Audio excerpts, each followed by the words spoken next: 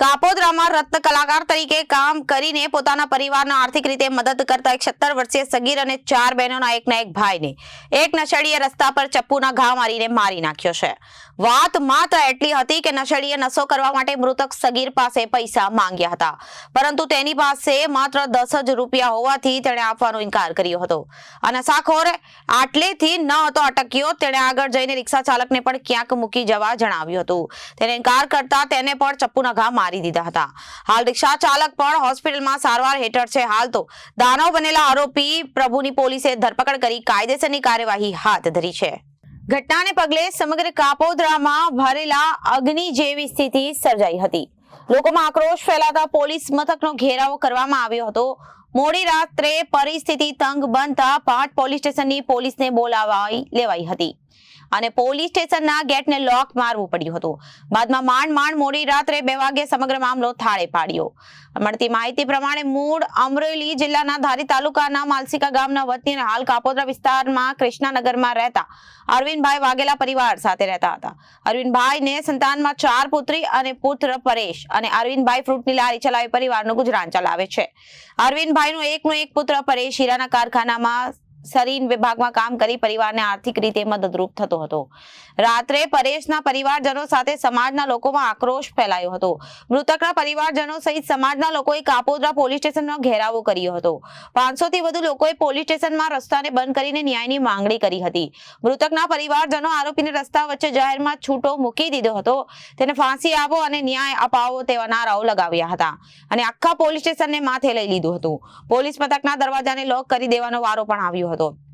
સ્થિતિ અંગે પણ થતા ડીસીપી સહિતના ઉચ્ચ અધિકારીઓ પણ દોડી આવ્યા હતા। આ સાથે વરાછા, પુણા, સરથાણા, સારોલી પોલીસ સ્ટેશનના સ્ટાફને પણ તૈનાત કરવામાં આવ્યો હતો। પોલીસ દ્વારા કડક કાર્યવાહી કરવાનું કહી સમજાવવામાં આવતા રાત્રે 2 વાગ્યા આસપાસ મામલો ઠાળે પાડ્યો હતો। પોલીસે ગણતરીની મિનિટોમાં હત્યારા પ્રભુ રવિરામ શેટ્ટીની ધરપકડ કરી કાયદેસરની કાર્યવાહી હાથ ધરી છે।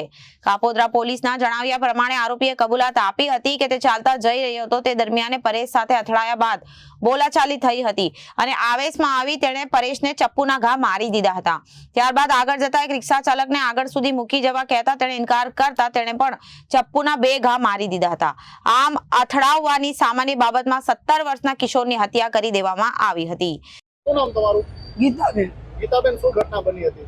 બની આ 2 ભાઈ કારખાની બેન ભાઈ આવતા હતા। છોકરી આગળ વહી ગઈ ની થોડોક વાયા રહી ગયો અને આમથી ઓલી મોટી શેરીમાં કોકને સરી મારીને આવ્યો અને આ છોકરો વસમાં આવ્યો ને એને પસાડીને મારવા મીડ્યા। એ કામેથી કારખાનામાં મારા દેરનો છોકરો છે। શું લેવા માર્યો? એટલે એ આમથી બીજાથી ધમાલ કરીને આવ્યો ને દાઈમાં એને મારવા મીડ્યો સાહેબ। એ તો હાલ્યો તો કામે બેન ભાઈ હલાવતા હતા કારખાના 8 વાગ્યા એને મારવા મીડ્યો અને અહીંયા 24 કલાક એ શેરીમાં બેહી રહે। બેનું દીકરીઓ નીરાય ના કોઈને ક્યાંય જવાય નહીં, અહીંયા બેહી રહી અને કાઈ મારવાનું કઈ કારણ ખરું? શું લેવા? અરે છોકરો કોઈ બોલે સાહેબ તમે એને બોલાય હોય તો તમને રોવા મળે એવો છોકરો છે। શું માંગ છે તમારી? અમારી માંગ અમારા છોકરાને સજા દીધી ને અમારા છોકરાને થયું ને એવું જ થવું જોઈએ। કેટલી ઉંમર છે? શું નામ? એનું નામ છે પરેશ અરવિંદભાઈ ચન્નાભાઈ વાઘેલા। અરવિંદભાઈ, કાલે શું ઘટના બની હતી તમારા બાપા જોડે? હું સવારે આખો દિવસ ફ્રૂટની લારી ચલાવું, સવારેથી ચાલ્યો જાઉં અને સાંજે 8 વાગ્યાના પછી ટાઈમ પાસે ઘર પાસે લારી આવતા મારામાં ફોન આવ્યો કે તારા છોકરાને કોકે છરી લુખા તત્વોએ મારી દીધી છે। તરત હું દોડી અને પીપી સવાણી સ્કૂલે પીપી સવાણી દવાખાનું રહ્યું ત્યાં ગયો, મારા છોકરાને ત્યાં લઈને આવ્યા। લુખા તત્વોએ છરીના ઘા મારી લીધા। આવો ત્રાસ ગુજાર્યો। હું સરકારશ્રીને અપીલ કરું છું, ધારાસભ્યોને, કે મારા છોકરાને ન્યાય મળે।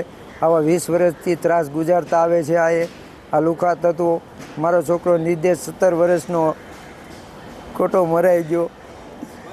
આવા લુખા તત્વો સામે ન્યાય સામે મારો દેવી પૂજક સમાજને ન્યાય બધાએ એકતા રાખી હું ધારાસભ્યો, કોર્પોરેટરો અને ગાંધીનગર મુખ્યમંત્રી સુધી વાત પહોંચાડવા માગું છું, મને ન્યાય મળે। મારા આ પ્રેસ ભાઈઓને પણ હું અપીલ કરું છું, જલ્દને જલ્દ આ કાર્યવાહી મળે અને આરોપી તાત્કાલિક પકડાય, આ દોષીઓને સજા મળે એવી મારી અપીલ છે। શાના કારણે ઝઘડો થતો? તમારો છોકરો હતો તો પછી રસ્તામાં શું થયું? ટિફિન લઈને ઘરે કામે આવતો હતો તો હજી હજી બજારમાં પોતે આવીને હજી એક ઘર વેઠ્યો તો આ લોકોએ ત્રાસ ગુજારી નાખ્યો, છરીના ઘા મારી દીધા. કોઈ બાબતનો ઝઘડો નહોતો, છતાં આવા લોકોનો ત્રાસથી આવો ત્રાસ ગુજારી અને ભાગી નાસી સીધો. છતાંય હજી અમને કાંઈ ન્યાય મળ્યો નથી. તાત્કાલિક ન્યાય મળે એવી અમારી અપેક્ષા છે. મારું નામ જાસોલિયા હિતેશ છે. ઘણા સમયથી કાયદો વ્યવસ્થા જે કથળી રહી છે, જ્યારે દારૂના, ડ્રગ્સના અનેક કિસ્સાઓ મીડિયા સમક્ષ આવી રહ્યા છે, ત્યારે આ સ્લમ એરિયામાંથી જે આ બાળકો એટલે કે બે ભાઈ બહેન કારખાનેથી આવતા હતા અને આ વિસ્તારની માહિતી મળવા મુજબ કે ભાઈ એ કારખાનેથી આવતા હતા તો તે દારૂ પી અને રોડ ઉપર ઊભો હતો અને આ બાળક પાસેથી કંઈક નજીવા પૈસા માગે છે, 20 રૂપિયા કે 50 રૂપિયાની માંગ કરે છે. આ બાળકના ખીચામાં પૈસા ન હોવાથી આ બાળકે પૈસા ન આપ્યા હતા, જેથી કરી અને એમની દાજ રાખી અને દારૂનો નશો કર્યા પછી આ તમામ ઘટનાઓ બની છે.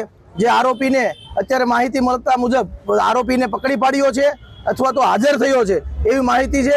અને આ સમગ્ર પરિવારના જે કંઈ અહીંયા સ્લમ એરિયાના માણસો અહીંયા આવ્યા છે, જે એક જ માંગ કરે છે કે કાયદો વ્યવસ્થા કથળી રહી છે.